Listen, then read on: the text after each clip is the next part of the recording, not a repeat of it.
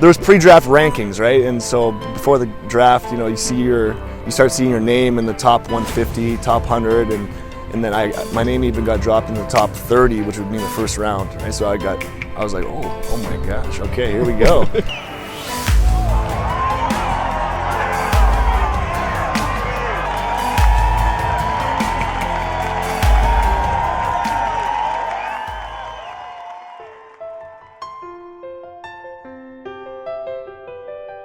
Here I am, like 6 years later, still playing, still loving it, and still learning every day. Marcus Knecht lines it up the middle. That one's in for a base hit. Here comes Jose Benicio. The throw to the plate, not in time, and the Toronto Maple Leafs are moving on to round 2.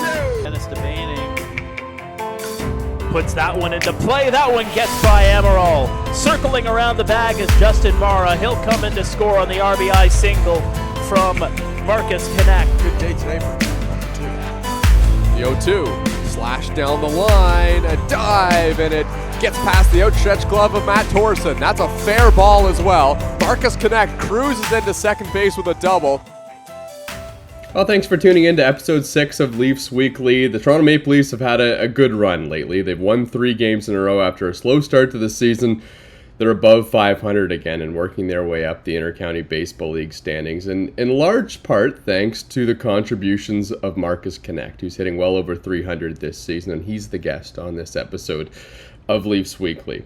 Now, Marcus Knecht came to the Toronto Maple Leafs with quite the baseball resume. If you think back to 2018, in his first year, maybe not the best season, but ever since then, Marcus Knecht has been one of the best in the Intercounty Baseball League with great power and almost every season hitting over 300. And I think kind of for me, what Marcus Knecht's legacy is what he did in the playoffs back in 2022. So this was an interesting season for the Maple Leafs. Knecht only played 9 games over the regular season. He hit .343, but then he came into the playoffs, and this is what he did. In 13 games and 56 at-bats, hit 6 home runs in the 13 games, and almost willed the Toronto Maple Leafs to a finals victory over the London Majors. He hit .446 in that playoff run as well. And then you look back to last season after Marcus Knecht took a year off, and it was a bit of a down year for him, and it was a bit of a down year for the Maple Leafs as well. So if Marcus Knecht is going good, the Toronto Maple Leafs seem to play well as well. So Marcus Knecht is going to be a big part of the Maple Leafs this season. Here's my conversation with him.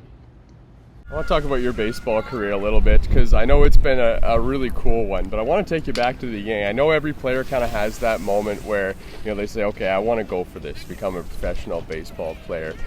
Maybe what was that moment for you, or what really got you into baseball when you were younger? Well, what got me into baseball when I was younger was the Blue Jays winning the World Series, 92, 93. I was 3 years old, and just watching them on TV, they kind of, as a kid, that's what you just see, and you get inspired by like the lights and the action and the winning, and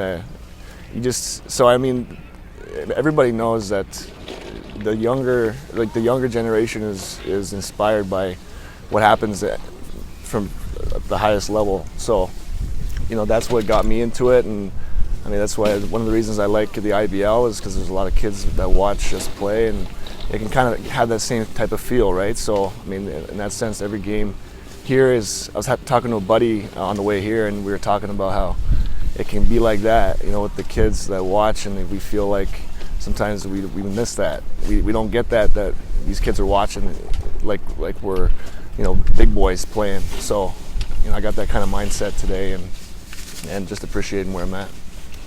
So, I mean, you talked about liking the Blue Jays growing up. You happened to get drafted by them. But before that, I know you also got drafted by Minnesota coming out of high school as well.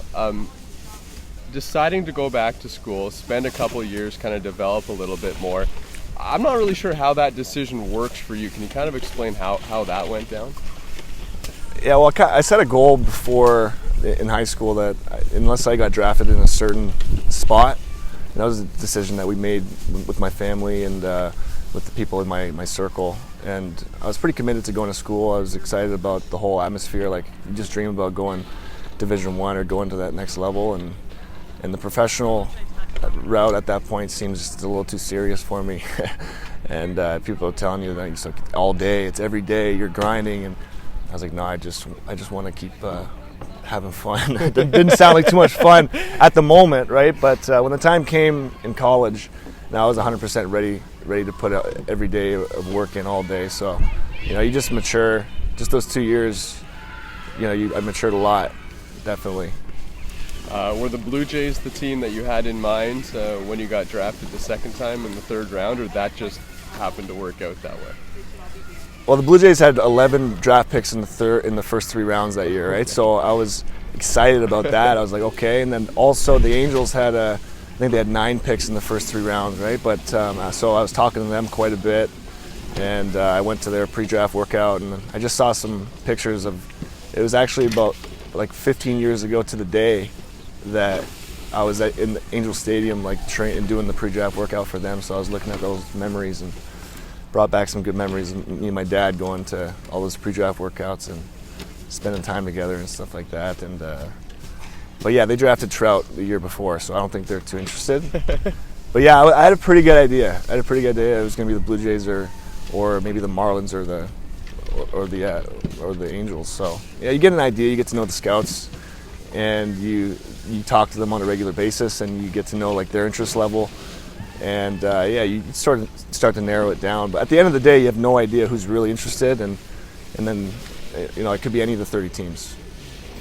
So you end up getting drafted by the Jays, you end up playing in their minor league system for a while. What was the transition like between, as you said, having fun playing college baseball, and then things get a little bit more serious, right? You get into kind of the pro level, you're really trying to make those big roles because you put so much work to just getting to that point. So what was it like for you, maybe mentally and even physically as well, just transitioning into that?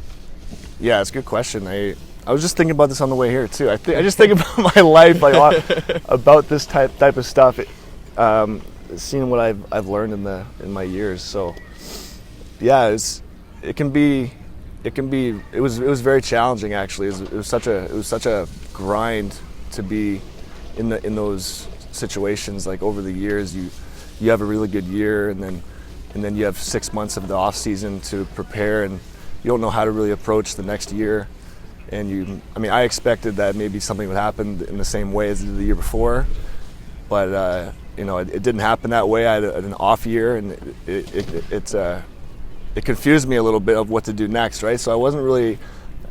I wouldn't say I was the best prepared for the grind and the struggle, because it's really high competition, right? Every single day. So it takes a very mature mindset in which hopefully you have enough. They believe in you enough to learn to stick with you as you struggle and watch you grow and help you get better. But it's not the case for every player who doesn't have, maybe the team wasn't very invested in them, or they have less opportunity. They fail once and they're out. But I was lucky enough to have some chances. But it's a grind, and you got to really be conscious and with your training. Yeah. And staying healthy and continuing to get better and more mature with your mindset, and yeah, if I had a chance to do it again, I'd definitely do it different. I look back as a coach, but overall it was a grind, and but I'm definitely happy it happened. I'm definitely grateful. I look back at it with great memory, and definitely a lot of lessons learned. So. I just want to, touch on like the mental aspect too of getting drafted in the third round. Like that's a pretty high draft pick, but if there's any sport where it's like really hard to make the major leagues, it's baseball, right? You see guys in the 27th round end up being fantastic players. You see guys in the first round of drafts not make it to Major League Baseball. Like, did you feel the mental pressure of that? Because I know there was a lot of hype around you at the time. I remember I was working Blue Jays Central the other day. Yeah. I know you stopped by and talked to Jamie Campbell one time on the way past, and he remembered from all those years ago. Oh, of course, yeah. That interview that he did with you, because I know that was just such a big moment. But as a kid, like, do you have like a ton of confidence coming into a situation like that, or is it like a mental battle to kind of get through that pressure?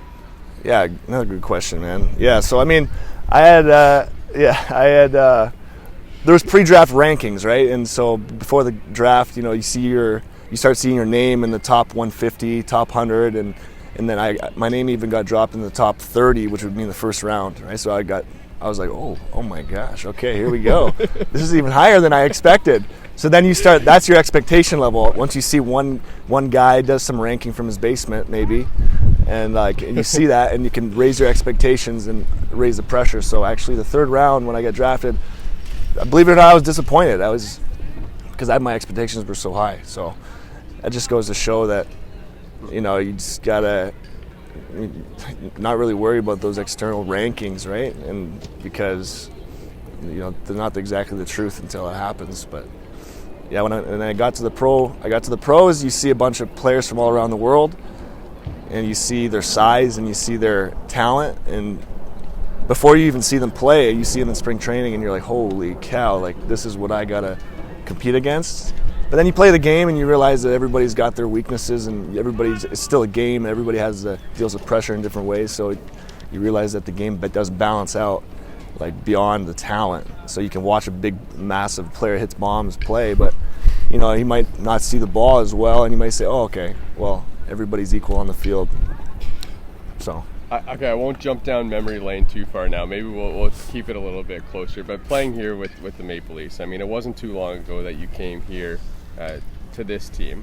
I know, you've faced a lot of guys that maybe you would have seen before at some point playing, pro baseball. You played in the Atlantic League and Frontier League as well. So I don't know if the competition is similar at all, but when you came to the Maple Leafs, was this something where, you had some great seasons in the Intercounty Baseball League. Was this something that wasn't as challenging for you, or were you just feeling like more loose being here with the Maple Leafs, maybe having some more fun? Yeah, well, my first year, I felt pressure for needing to perform. It's a lower level. I should be the guy that just hits 1,000 in this league, right? But then these guys are good and they can pitch, even though they might not throw. And not every player throws high velocity. A lot of them can throw different pitches and get you out and make you feel like a dummy. So, really, the first year in the IBL really humbled me. But I was also learning how to progress beyond all the stress and pressure that I dealt with on my own. So, learning how to play. The next year I dedicated to just letting myself play the way I can and letting everything natural come out. And, it really showed, and it brought the love to the game back. And then here I am, 6 years later. Still playing, still loving it, and still learning every day, and it's still a grind. It never gets easier. Really, it never really does get easier because it's always just a hard sport. Even doesn't matter the level or the speed, but it takes everyday focus to really actually help the team win every day.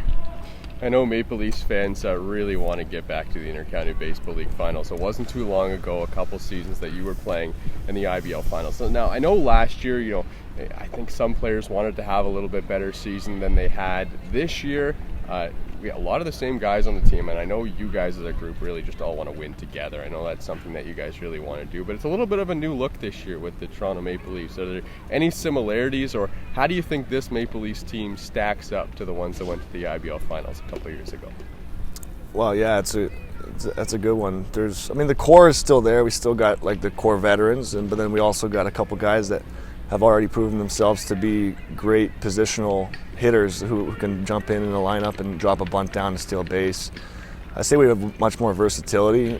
We got definitely the pitching is looking really good. I'm excited about the pitching and our add-ons. The imports are great. They're a great addition in the clubhouse and on the field. And our core still wants it, and we're here every day, and we love the game. We're all laughing together and playing hard too. And I think the difference between this year and the other years is that it feels like we're already, every game matters, as opposed to maybe waiting till the playoffs and say, oh, it's just spring training, and the playoffs are the fun part. But no, now every day seems like a fun day, and I think everybody's here ready to play and committed to going all the way. All right, Marcus, best of luck the rest of the season. Thanks so much for stopping by. Thanks, man.